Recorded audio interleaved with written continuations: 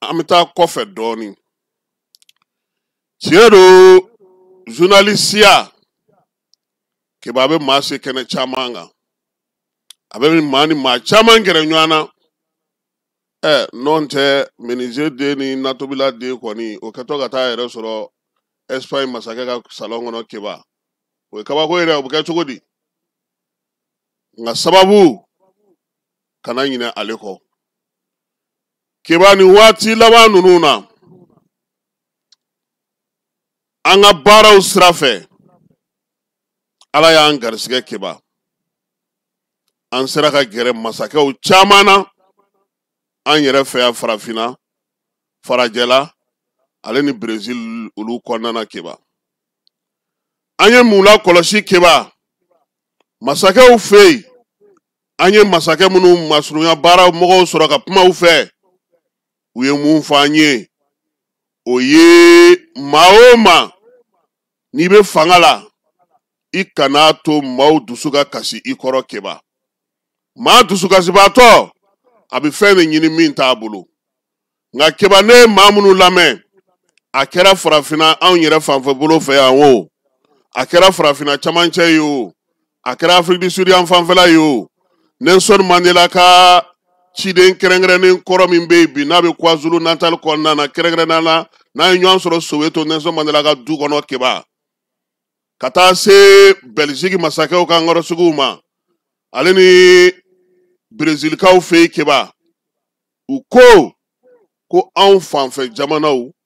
olu ko ka gɛlɛ kosɛbɛ. Sabula yan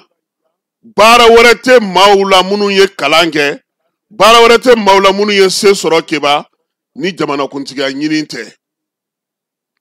Waati bɛɛ a bɛ maaw kun de la an ka kɛ jamanakuntigi ye. Olu dun ka jateminɛw la u y'a jira k'a fɔ ko Ala ma bɛɛ d'a kama. O la an ka jamanaw taatɔ ɲɛ a bɛ gɛlɛya. Kuma tɛ ka fanga di ka tila k'i wuli waati f'i ye. Kebaw ti ko nɔgɔn ye. Nin kun ye sirafara ye. An ye min mɛn, an ni maa minnu ye kumana, u bɛ min dɔn fanga la keba, u ye caman fɔ an ye. I b'a dɔn mun na maaw tɛ fangaw kankɔrɔsigiw lamɛn, sabula a caman bɛ yen u bɛ na ni fɛn caman ye kuma dɔw la, u jatigɛbaatɔ de bɛ na fɔ. Min ye tɛgɛ ye ka ɲɛsin kow ma ko kɛrɛnkɛrɛnnenw, kuma caman k'u b'u paw de kunna. O de la fana maa mafalenw fana bɛ yen keba gundo la koyi. Masakɛ ka kankɔrɔsigi bɛɛ t'i ye dɛ keba. Dɔw bɛ yɛrɛ tɛ se k'a dɔn ko olu b'a la yɛrɛ. Nka bi an t'o nɔfɛ. Anw ka jamana mun ye anw se an filɛ degun min na ma keba. Bila ko tɛ dɛ. Nka n'i bɛ ko o ko fɔ I b'a ta yɔrɔ dɔ la ka na n'a ye I bɛ min ɲɛdɔn. Hakililajigi dɔ keba. Ni maaw hakili b'a la. Waati min na Faransi jamanakuntigi ni o ye Bashiraki ye, ale b'a tan ni filafila tuma min na keba, n'i ma fili n'i ma ɲina, waati dɔ la min ye Nicolas Sarkozy ye, san 2007 san 2006 waatiw la keba,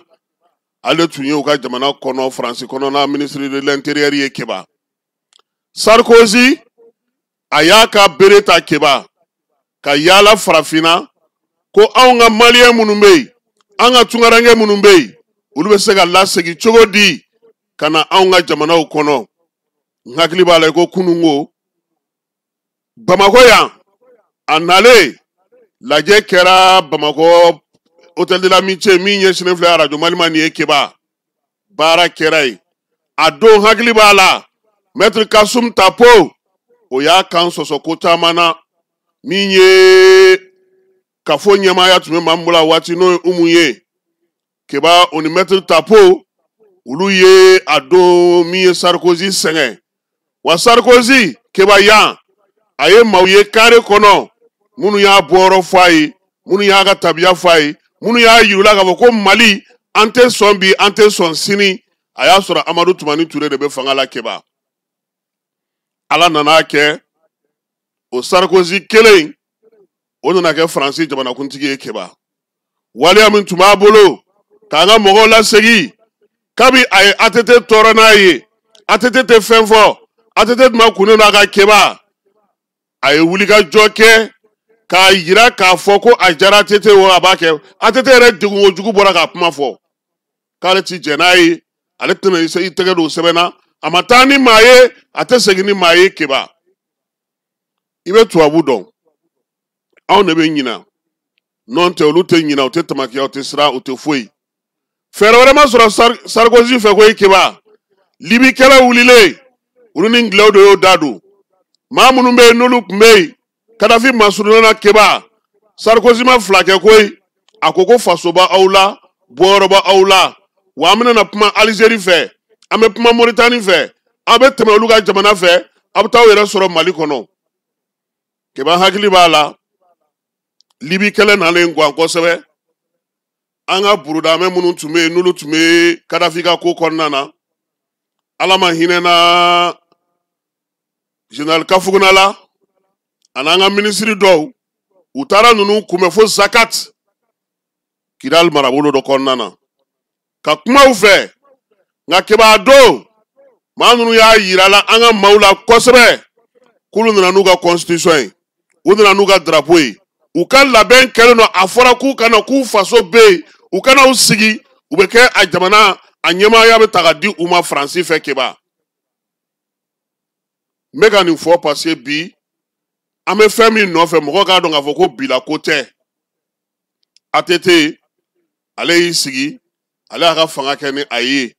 fo ka ta se ale wulilima ka boy keba koron fe kele alaba kulugol na wuli fay atete ere bo fanga la peu sawula fen chamangera wati jamana kuntigi mitume Mauritanie nga fe keba okun donono on fe akosebe adli donné ani mawye barake ya sami atete ga fanga be se ga dafiri tugomi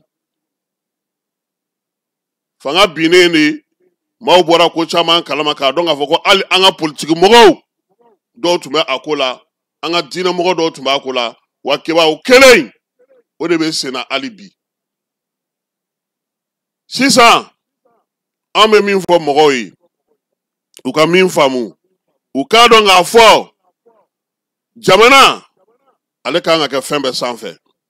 I blada wal mogo fe chogo ika baraka chogo ika feresigi senga chogo kana son ika jabana janfa atete atora kele flade ni nyanche sura sube fa dongodo ani alera ni France be nyana keba una na nyongo ye do ereke adonola wallahi mogo ye atete ado ahina e bemine parce que c'est foi kunta e tuguni uye atoro ali annabe jamanaw atete afunyena anga faranyanga anga ni koyin kumbe ma kelentese ke ba umaso nga munda na ke ibega na le we munsigi ko G5 Sahel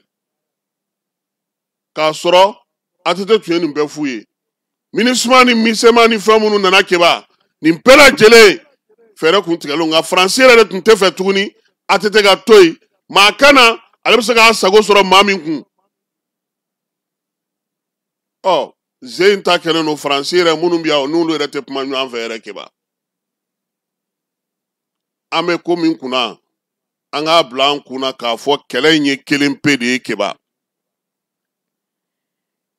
kabi je bismillah munu ye je kele fla laban ke we je boso uni nyancheri o je boso nunu na nyanche an fanfe bolo ye français de taille akekuye mu ye keba sana taw gele munu menale musaka munu manga dugolo jugoro anga petrolu anga sanu anga lulu anga marjano anga jamau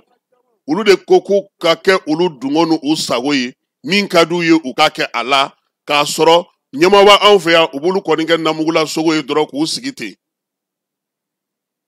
asimi nunu nana kana ukangara ode ka keba otesega nye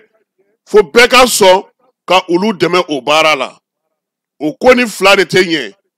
on be sega nyine ama bango tentative de coup d'état ali fenre be keba minte tentative de coup d'état fo anga so anga faranyanga anga wuli ka anjo anga kan faso fe fen kele mi be ni to awunye be maluma keba we jamai kosa idan bela jeli nyebala ka fo France ni Algérie keba dongo do ibe kuraya la yaay ka ko Mali keleli ko la ku fora nwango la ute fo nwango la o bengan beedi Mauritanie me ka bara munu ngebi France kelo ka Ukraine ta ka do dami febi fo on de ka famu ka donga fo Mali de koke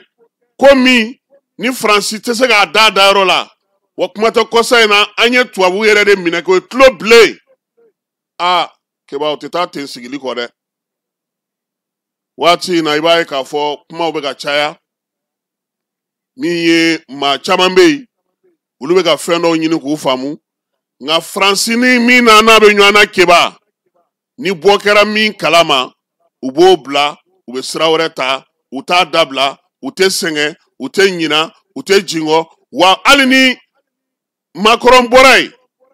ni président mi nana keba asebene no do ka bla ulu fei para be kene aye on tato ye muna France ba nyini ka fanga ndraki abi muna France be fe nunu nga bo fanga la bi parce que aba do nga fo ni nunu bora fanga la mimbe na ulu na srale dolu koro ode la mamunu ba fo ma chama kanga hakili to anyere la mamunu ba fo ma chama anga faranywanga mamunu ba fo ma chama anga nunu sengoroma dondo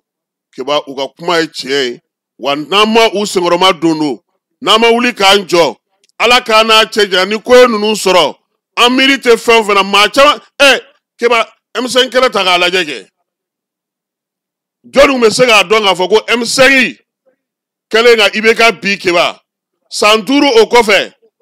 ko imam digo sega ke ko otedo Mali kono ko ben meke kasola shogel meke kasola kaujim meke kasola klema meke kasola ka tobe sigile no Bamako ya ko fembe fena utsega oluka tukun politiku ka chi ni tuyo fo mo yena keba marsikal mekalo tle bisaba samba fla ani muga wabo ko eske e kungolo be anga keleke ma kana boka oke o de la ameka fo mo yena sraw srani fere be anga jamana de mine folo asimi nunu menao janao keba don la beta modu keta minye aka fembe di ka yere di ka jaire ko ka jaga tabulo na ka fembe la jilengo ko fo Mali keba o labana chogodi modu keta labana chogodi keba kampara ko nana ka moni mi sogoma ka daji kanga boli damne fo ka ta ni kene karaba mumbe ko modu won wa oke musana ga mogo ye fini sanga di modu ma fini kura okeba akoka tse ko do kalu bo dunga tami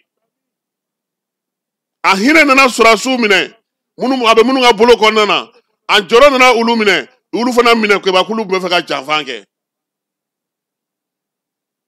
mami yo ke Mali mami yo degunge otaraw yoro nunu ngonte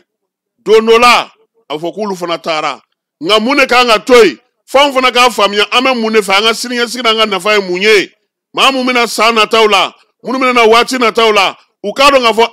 jamana tasra de niye anga jamana we nine fe nine kai ama anga na sonfio anga bo odogun kon nana keba attaque terroriste pingali o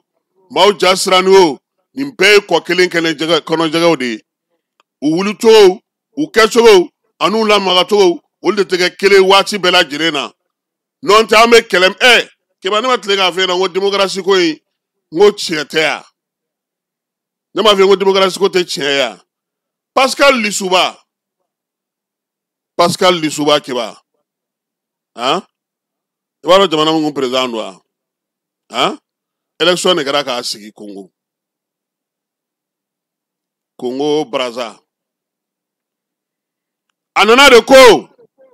kuluga jamana te nafa fo soro uga dugujugoro fewna France ko ko ebe mu na wo demokrasi ngawne na noyi Denis Sassou Nguesso la benade keba kana genga bo fangala Paul Biya bebi muna Alassane nana chugodi fangala jodi palais beau ka yoro latike ka di ka bagbo boy keba misalu chama me Thomas Sankara sara chogodi Modibo Keita janfara chogodi nin n'a ɲɔgɔnna caman sɔgɔmada in na an b'a fɛ ka nin fɔ an bɛ kɛlɛ min na an bɛ wulikajɔ min na an bɛ cɛsiri min na a sinsinna o ye anw yɛrɛ fasodenw ye i m'a ye ni ko kɛra mɔgɔw bɛ wuli k'u jɔ ka marisiw kɛ k'a yira k'a ma diya u ye parce que min ye tubabuw ye olu tɛ sɛgɛn u tɛ ɲina e bɛ se k'a faamuya cogo di Keba mun ma anw ni Ukraine se ɲɔgɔn ma sa e yɛrɛ k'a jateminɛ mun b'anw ni Ukraine se ɲɔgɔn ma nka u bɛ Ukraine don a la mun na parce que anw ni Irisi bolo bɛ ɲɔgɔn bolo ni Ukraine ye ko min kɛ o bɛ dimi min kɛ Irisi la ani ka mɔnɛ min don o la u b'o de fɛ bi ka tɛmɛ fɛn bɛɛ kan France bɛ ka Ukraine de labɛn bi ka Ukraine bila baara cɛjugu bɛɛ la bi Moritaniikaw fɛ yen a minɛnw caman minɛna o de la kɔsa in na an y'a ye k'a fɔ min ye kunasini ko conseil de sécurité la Irisiw ka mɔgɔw bɔra ka kuma dankɛnɛmaya k'a fɔ bɛɛ Ukraine bɛ baara min na daliyaw b'u bolo bi hakili la k'a fɔ Mali kelen tɛna na ka plainte kɛ tuguni ani AES jamanaw olu kelen tɛna na ka plainte kɛ tuguni u ni Irisi de bɛna jɛ k'a kɛ komi jɔyɔrɔba b'ale la Keba conseil de sécurité la a ko ka se ka ɲɛ sɔrɔ wa min y'an ka tentative de coup d'état in ye Keba Faransi kunnafonidi gafaw bɛ ka kuma minnu fɔ an k'an kɔlɔsi u la hali n'u ko ko an bɛ ka mun fɔ k'o de don an k'an kɔlɔsi janw de bɛ kuma ninnu kɔnɔna na jan caman de bɛ kuma ninnu kɔnɔna na o de la an ko an ka jɛ an ka kɛ an faso fɛ an bɛ min kɔni fɛ an k'o dɔn Asimi bɛ bɔ kuma o tuma a b'a fɔ bɛɛ ɲɛna ko segin kɔ tɛ ko in na an ka n'u janfa parce que an de ko a ka kɛ tan wa an fana kan ka ye a ko la fo a ka se ka kɛ ka ɲɛ cogo min na an ka nafa bɛ min na nin ye an ka bi sɔgɔmada in na kuma ye Keba dugu jukɔrɔ nafaw olu kɛlɛ min bɛ sen na ka anw ka cɛncɛnfu ka jamanaw ta k'u sigi u sen sabara kɔnɔ n'o tɛ bi ni maa min hakili bɛ ka hakili jagabɔ kɛ kule jumɛn bɛ Faransi bi Faransi bɛ sɔrɔ ko kule de la Faransi bɛ nafa ɲini kule de la Faransi ka ko min bɛ ka tiɲɛ bi o de ka ca ni ba n'a si ye n'i y'i sigi k'o jateminɛ hali u bɛ fɛ ka wari min sigi sen kan n'o o ye Afrique de l'Ouest wari ye Keba nin bɛɛ kun ye halisa Faransi bolo ka to ko dugumana de la an ka k'an faso fɛ o de ɲɔgɔn tɛ